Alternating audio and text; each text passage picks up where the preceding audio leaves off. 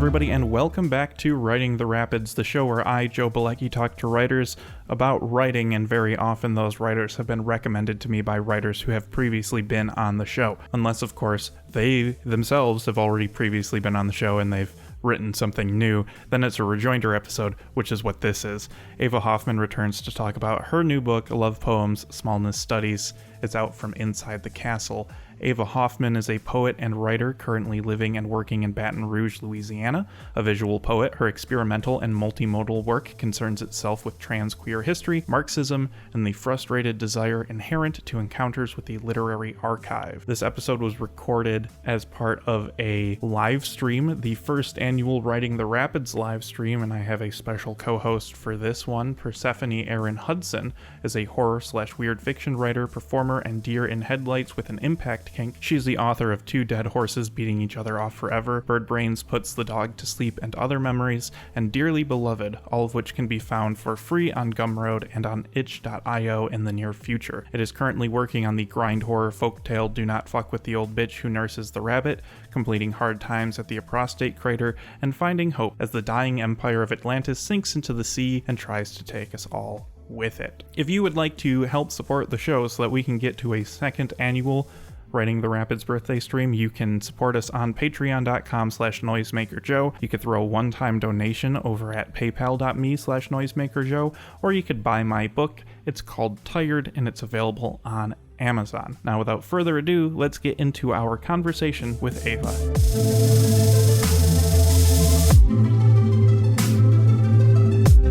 I think every time you're on the show, I'm going to need to open with, so how do we say the name of your book now? I just call the book Love Poems, Smallness Studies, although, of course, Love Poems is crossed out and there's a slash between them. But I just say the words involved. Okay. Great. Because I'm not going to be a freakazoid who's like, Love Poems crossed out / Smallness Studies. Cool. But yeah. All right. So all of my titles are cursed, though. Yes. As God intended.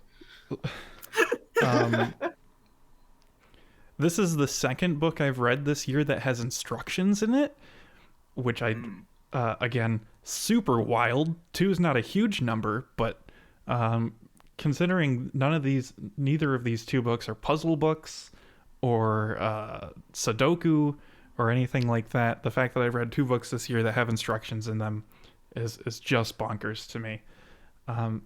And I found that I enjoyed how the rules kind of became less strict as the bulleted list went down. Yeah, so with this book, it sort of has these instructions about sort of with smallness studies. I kind of, sort of instruct the reader to like mark up the book because there's these huge margins, right? Mm-hmm. And and it's kind of related to sort of in that the period of time that I wrote that book, I was sort of in this like state where I was just like wanting to like write on every surface. I did a bunch of like paintings at the same time that I wrote this book. And it was just like, I was a lot of thinking about the compulsion to write and the compulsion to make art. Mm-hmm. And I kind of wanted to inflict that experience on the reader, right? And to sort of ask them to participate in the book. That's something I'm always really interested in, trying to get people to be participants in the work. And it sort of was a natural sort of thought from like, because the poems I was writing were these really like, I mean, as you can probably see in the book, they're these like dense little 3-inch by 3-inch squares. And then there's sort of like a normal book page margin around them. And it sort of already was sort of inviting that sort of participation, right? I just sort of like how it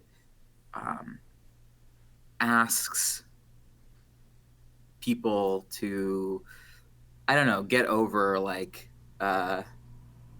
their ideas about the distance between reader and writer, right? And it does sort of get less like I tell the reader what I want, but I'm like, hey, it's your fucking book, so I can't make you do this. Yeah. And I understand some people will feel bad if they write on the book, right? And I really appreciate, or like, what I'm really glad I did in the book is sort of at the end be like, hey, when you mark up the book, feel free to send it to me, or pictures of it to me.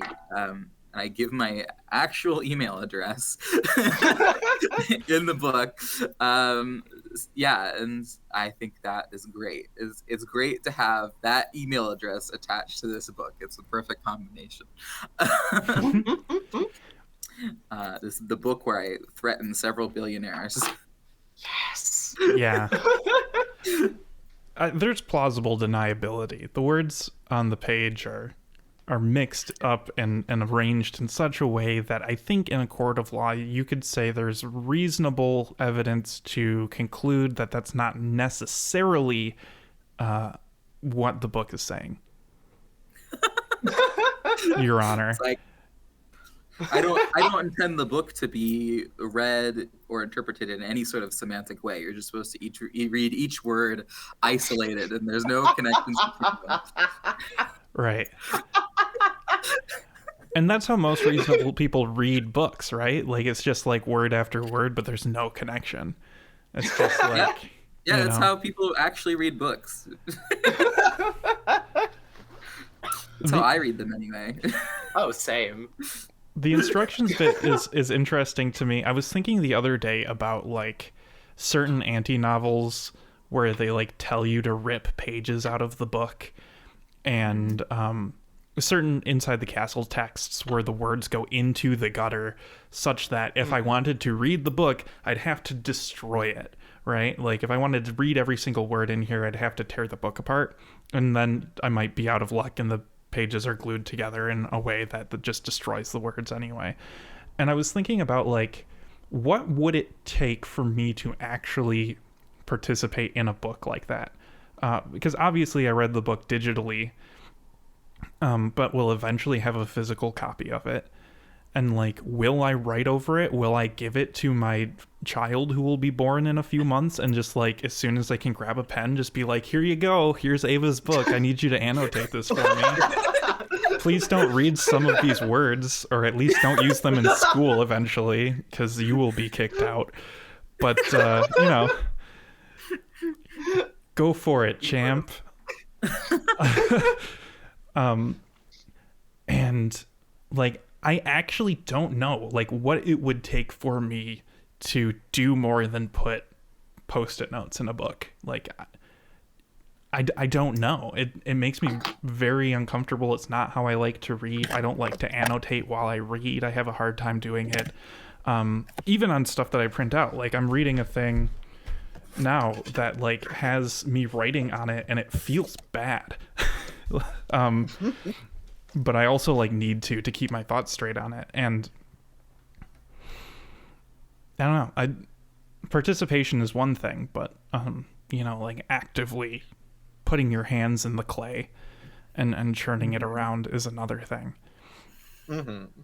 Yeah, I think it's partially that there's this sort of preciousness about the book, right? People are like, I don't know. People get like, it's I don't know. People are weird about physical media, in my opinion. Like, people are like, you're playing your record on the wrong record player, or I would never ever dog ear my book to mark the page, right? That sort of shit. Which I think in some sense it's interesting that there's sort of reverence for physical media in that way, but I'm also just like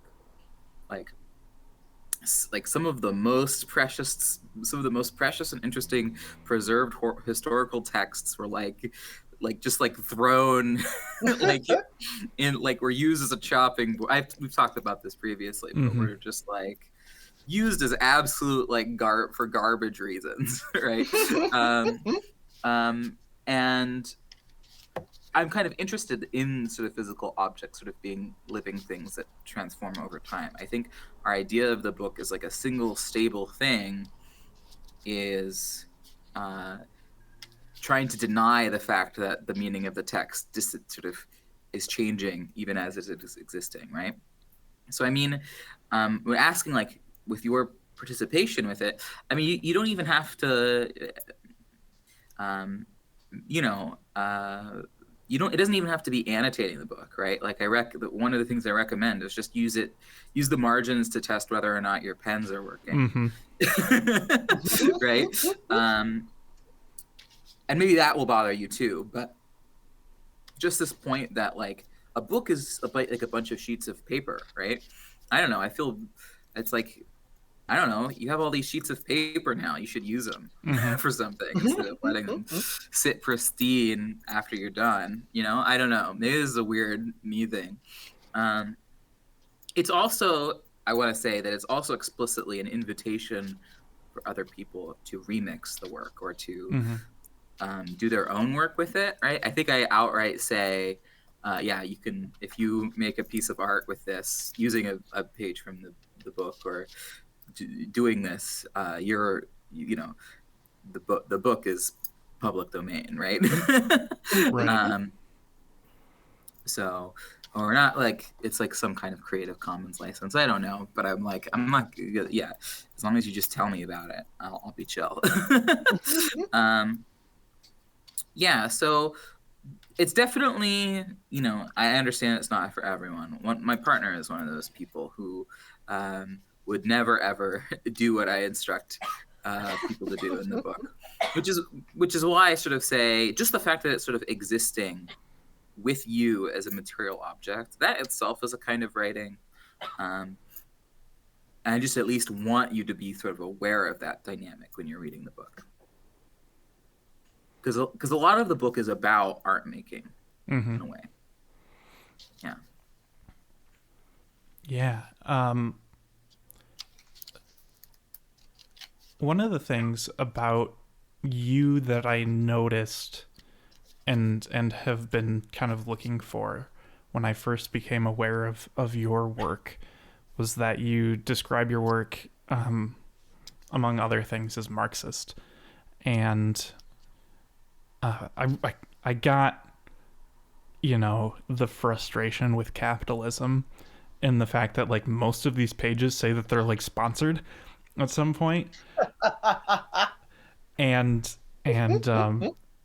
like just the fact that it was like watching a YouTube video, just like every couple of pages it's like, here's an ad, like right in the middle of a thought, this thing is sponsored by, and it I mean, the whole book is just wild and manic, and every once in a while on Twitter or other places, people will talk about like, do you like sound the words out in your head while you're reading, or do you just like take in the word or whatever? Like, I had several voices in my head competing with each other because like it's hard to tell at some points what words I'm supposed to be reading when and whatnot.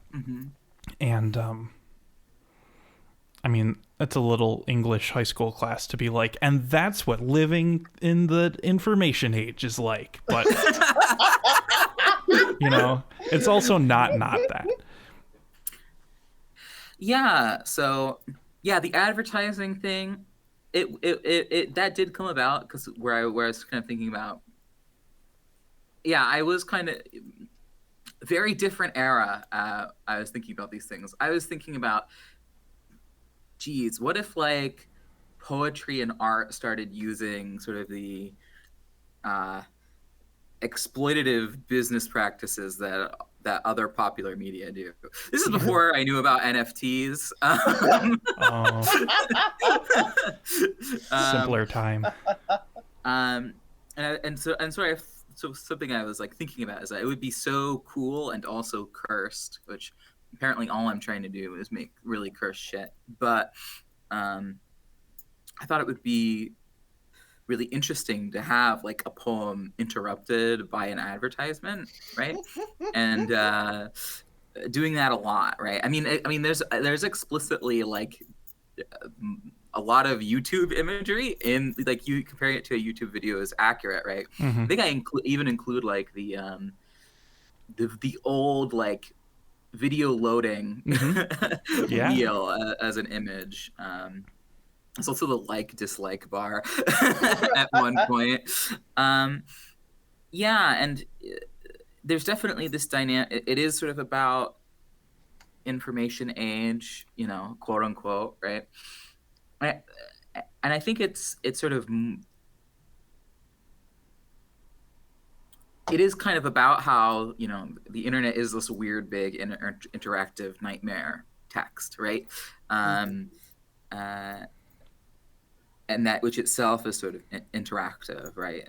And trying to sort of depict what that feels like and things.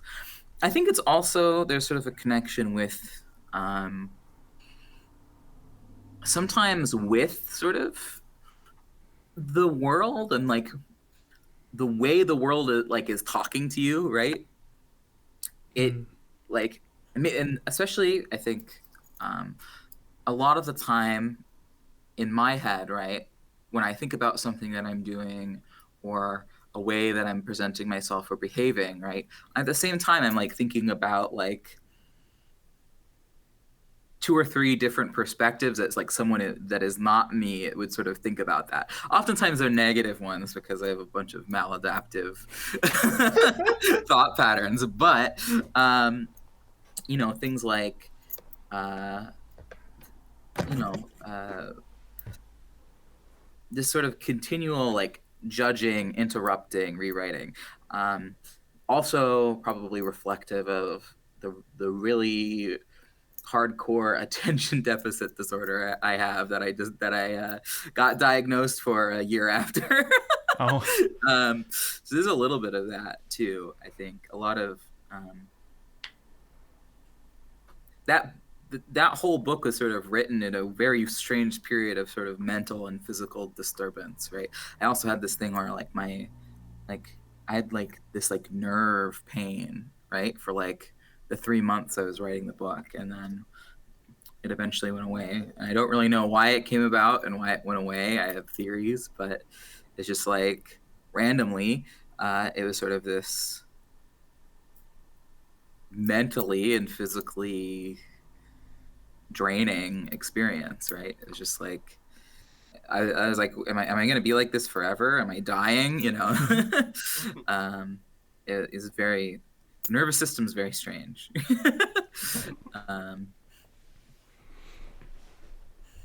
Persephone, Yeah. have you had a chance to read this yet? Have you had? I haven't read the full book yet, but you sent me. I think while you were writing it, you sent me a PDF of the a PDF of it.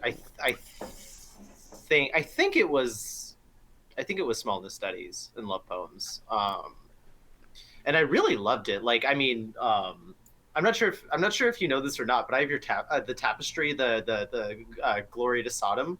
Oh yeah. Yeah, that's right above my bed. I almost used that as the background for the only reason I didn't was because the light is slightly better out here. But like, I oh my gosh, adore your work, and like what of course, and what I've read of what I've read of Love Poems, Smallness Studies, I really loved. I like remember I was like reading it on the bus, like on my phone, and like a PDF, like on the way back home from work, and I think I lost track of it both because of ADHD and because work was just like piss miserable at the time, and it just kind of like obliterated my life. But I love your work, and like I love the way that you play with language, not just as like an expressive, not just as an expression, but as like a tactical or tactile. There we go. Not tactical, tactile object. It feels very like it makes a lot of sense to me as somebody with like ADHD and like autism, and just like the ways words kind of loop back into themselves, the ways that like sentences will almost be like like tree branches, like where it'll like have one word that'll branch off into like 2 or 3 sentences, and like some of those will kind of loop back into other sentences, and it makes a lot of sense to me. It makes a lot of sense to me, and it's very appealing to me. Yeah, I think that's a really great thing to highlight. Yeah, the way in which sort of in my work, language is always sort of looping back into, especially in this piece, language is really sort of looping back into itself.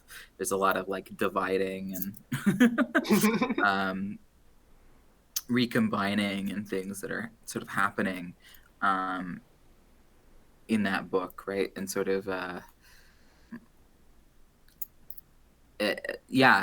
sometimes I sort of think of my work as like maps almost, you know. Oh, fuck yeah. Or like a diagram, you know, of something. I don't know, of something unhinged. But you know, there is this way in which it is like, it's very interesting whenever I read back my old work, because it really does feel like it's like a very like, it's like having a graphic representation, like having an info sheet on how you were feeling at a certain point in your life, right? Like, it's like, and you know, sometimes I read the stuff back and like, oh my, I said that. Like, just put it out there like that. I mean, there's even that within the text of the book itself at points too, where you like stuff is crossed off and you're like, don't read that. Yes. I think I explicitly retract a list of people that I love. Mm-hmm. Oh yeah, I remember that really well now that you mention it. Yeah, I'm like, you only get the first letters of their name. And yeah, sort of a lot of like holding back, but then like not holding back, and it's like, you know, seeing that process. It's I don't know. It is mapping a lot of things, I guess, psychologically. I would say that this is weirdly, this is probably the most lyric or personal set of poems I've ever written. Like, and that's sort of maybe weird to say, right? But it was like I think these ones especially more than bracket, ellipsis, bracket, are sort of like, I use the I a lot more, even though like it's sort of hidden beneath a million layers and things. But it is sort of more directly about me, in certain ways that I think are interesting, especially because there's still this sort of like, apparently depicting myself is still sort of depicting this really unhinged page structure. I don't know if that made any sense, but no, that made so much sense. So like so much fucking sense. I really get that. Yeah, and there's a lot that I wrote that book so quickly, right? For me, it was like, and I know partly is because of the pages are really small, but like I wrote that in like 3 months, you know, and then, you know, in 2020, and right before the pandemic, so that was a good sequence of things. Yeah, and I don't know, it was very open and shut in a way that I feel like most of my other work is not. Because bracket, ellipsis, bracket, you said took quite a while. 5 years. 5 years, yeah. So 5 years to 3 months is a complete, I don't know, is obviously the pages of each work look very different. You know, if you shuffled them, I could I could sort them into 2 piles fairly easily. But was like the process of arranging the text on the page similar, or was it also like a different method of composing? I'm still using Microsoft Word for page layouts. and it was only different in the sense that I knew more about Microsoft Word, so I could do more, right? A lot of the stuff in Bracket Ellipsis Bracket is me like discovering, oh, holy shit, there's these things called text boxes. And you can just draw whatever shape you fucking want into the page. So there's like a little, and then this is sort of like what other me like just like figuring out every single option in Microsoft Word and seeing what I can do with it, right? The biggest thing that felt different with that for me, besides like not having a really weird and ornate style that I was using, right? With like formally speaking, it was like the way the letters appear are really sort of unhinged, right? There's like it's like switching between capitalized, uncapitalized, and then like also like different sizes, like a letter could like change every like from one letter to the next. It could be it would goes from like lowercase but made sort of a subscript letter bold to like an italics full size lowercase letter, right? There's a lot of stuff like that, which experientially changed the writing a lot, like a tactile way, because you have to like manually edit in the middle of words how you want it to look. And I think that created a very different voice than in Bracket Ellipsis Bracket, right? The voice in this book is sort of closer to like the like cartoon criminal that sends you like a kidnapping letter made of like letters cut from a magazine, right? Like visually looks like that, and the voice of that book sounds like that in a lot of ways, right? Because there's also a lot of like I'm gonna steal the property from this specific landlord in my hometown. You know, it's it's an interesting sort of, yeah, instead of about the past, it's very much about sort of now. I noticed too I don't know how much that connected to your question at the end. It doesn't matter. It was a good string of words. I noticed too there was like a mimetic quality to the work, right? Like the word "you" is clearly just the same. I don't know if it was a JPEG or just, you know, font or whatever, but clearly just the same one, either stretched or squished and then placed everywhere. There were other ones. There's a couple other like shapes that appear an awful lot. You managed to fit the word "come" in just about everywhere you can.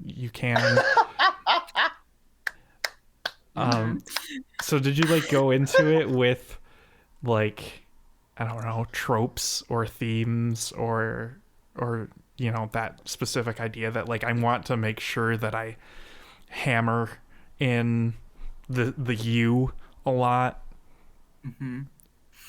Yeah, so there's like a couple of different things in that question that were like different things I was thinking about that ended up being related in really great ways. So with sort of some of the mimetic stuff, like the sort of specific shapes, right? There's also like there's a lot of things that get repeated over and over in pages, right? Like especially within certain sections, right? There's like a thing with like I just have a black squares randomly on a lot of pages, right? And oftentimes there'll be an arrow pointing to the black square, and then it starts with Malevich, who is a visual artist, and then it goes female Levich, and then Vejevich or something like that. So there's a lot of things like that, and also and I was doing that partially because at the time I was doing like a lot of research into like painting and visual artists, right? Like they like a lot of what I realized is that like a lot of painters, they just like paint the same thing over and over, Yeah. right? They just do the same shit over and over and over, and it's like a different painting. Yeah. and like they do like run. It's very weird. It's like it's kind of like a very different sort of art culture where they sort of do like additions almost, right? Where it's like, yeah, I have this series of paintings and it's basically the same thing, but I just changed the colors, right? Right. It's partially a product of sort of capitalism's influence on the art market, right? But there's an element of it that I think is really interesting, where you sort of doing sort of this rapid, like, because I think if you like, there's a way in which sort of repeating something over and over starts to like change, like it's, you start to notice it, right? And you start thinking about it. So, I mean, that's sort of part of why I do the repeating images and sort of meme concepts a little bit, is because I was really interested in just like, because I was starting to run into some problems where I was like feeling like I was repeating myself. Capitalism is bad. Capitalism is bad. You know, and it's like, well, I have another point I can make, you know. But then it was sort of like, well, what if you sort of take repetition isn't necessarily a bad thing, especially if you sort of are viewing it from this visual art lens, right? Where it's sort of, you're building a theme, right?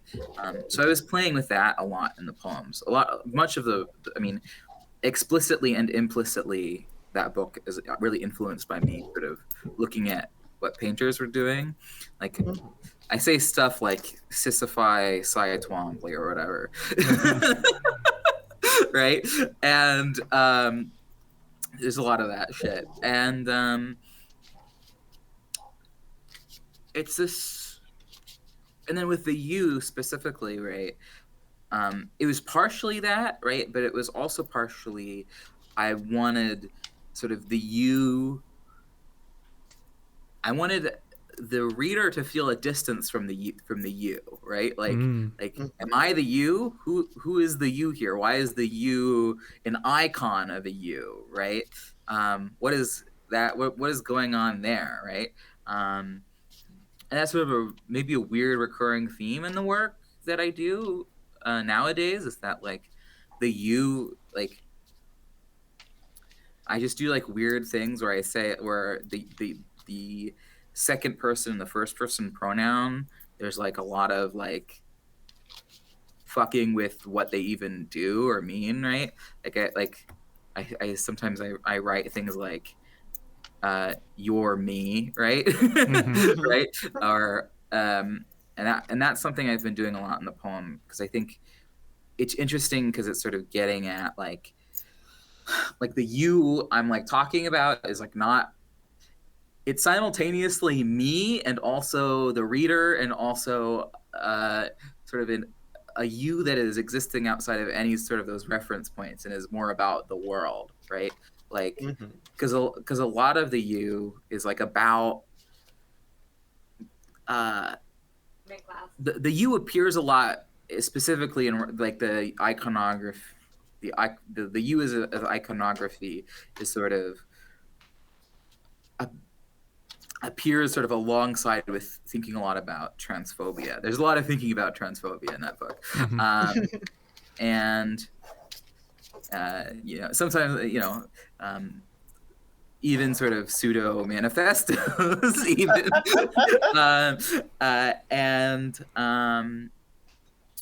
Yeah, I think the you, I like that it's sort of an accusation, and then also like not an accusation. I don't know. It's kind of like it reminds me a bit of how like your work will take one word and branch off, and it's kind of like doing that to the you itself. Like, what does this mean when you are you, and you is me, and you is the world, and you is all these other things? And just one brief thing that kind of harkens back to what you said earlier. I can't remember if it was Guillermo del Toro who said it, but he was like talking about how his movies all kind of rhyme with each other.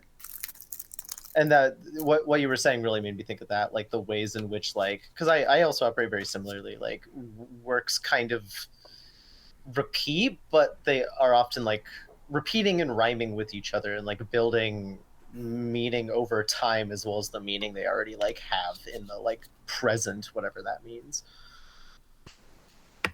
Yeah, the rhyming thing is really interesting. Yeah, because I feel like I have this desire sometimes to have every single thing I do to just be like fully unique and inspired.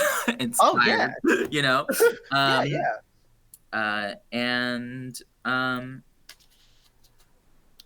that's sort of really silly desire to have. It's a bad desire.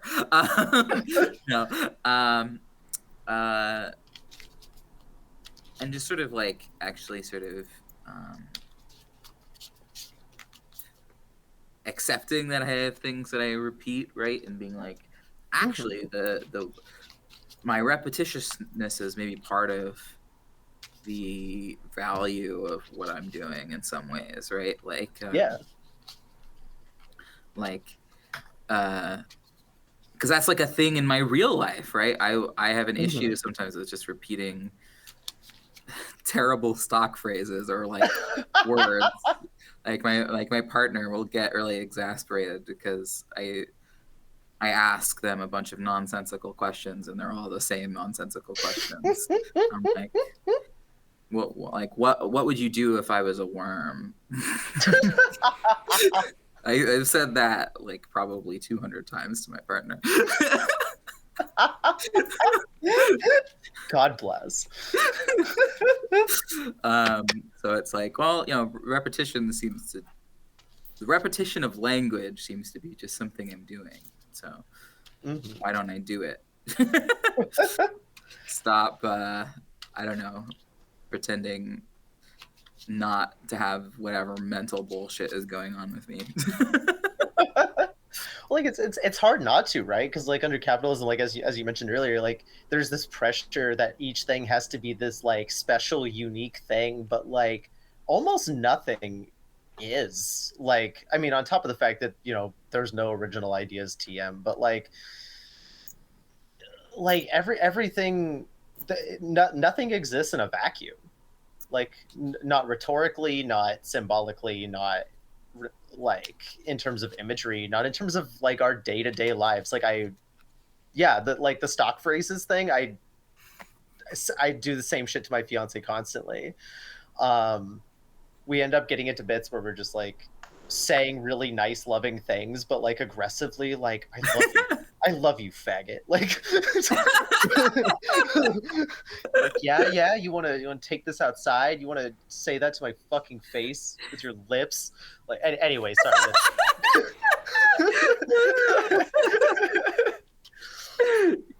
Yes.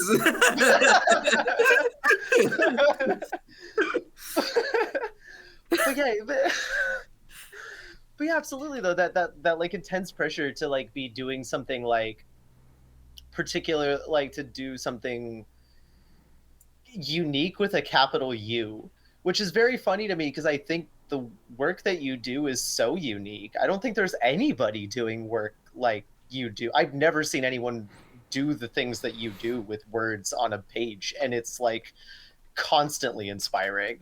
And so it's like unique in that way. Like it's what you're doing is incredibly fucking unique and like specific and like very interesting and like but yeah, there's that desire, or that like, oh, if I'm dipping into the same well of ideas or concepts, themes, whatever, that like I'm not, that I'm getting stuck, you know. But as you said, like, no, I'm just doing different things with some of the base ingredients, finding new insights or ways into the words or the ideas, or like finding new ways to kind of fuck with them or like expand upon them with like, you know, different you know, whatever's going on both in your individual life and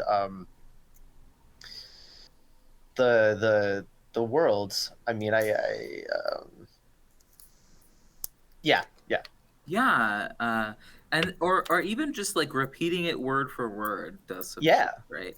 You think I would know this with doing poetry? Oh yeah, there's a thing called a refrain, and you're not being repetitious when you use a refrain. You know, you're actually doing something. Hopefully, Yeah, that's just song and poetry. Just... yeah. It's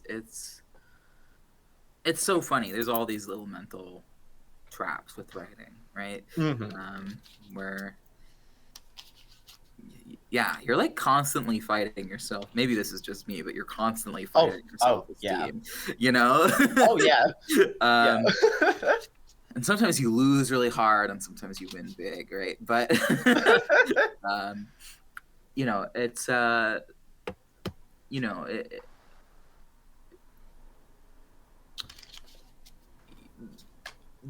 and that's why I sort of like a lot of the time I just try to give in to like gremlin energy, right? This book has huge gremlin energy. That's my official advertising language. Do you want to read a book of poems with gremlin energy? Yes, wholeheartedly. If you took a book of poetry and slapped gremlin energy on it, I'd buy it in a heartbeat. Like, we should have done that.